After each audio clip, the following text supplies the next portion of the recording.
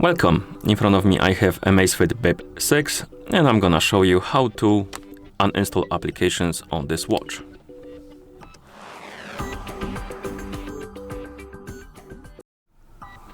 We can uninstall applications in two ways. The first way is to do it directly on the watch, and the other way is to do it through the Zepp application. I'm gonna show you the both. First, we're gonna start with the directly on the watch method. So, we need to wake up the screen on our watch by pressing the upper button, then we need to press it again to open the menu. And here on the menu you have icons for the apps. Look for the app icon you want to remove.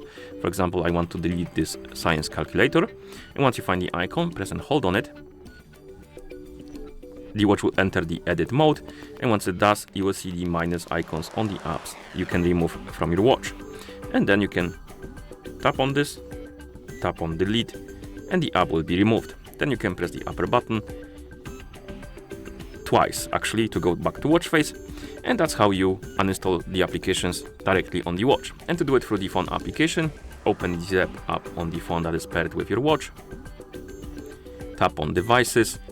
Here you should see your Bip 6. Now tap on App Store to open the App Store, then tap on Mine, and here you have the list of applications installed on your watch.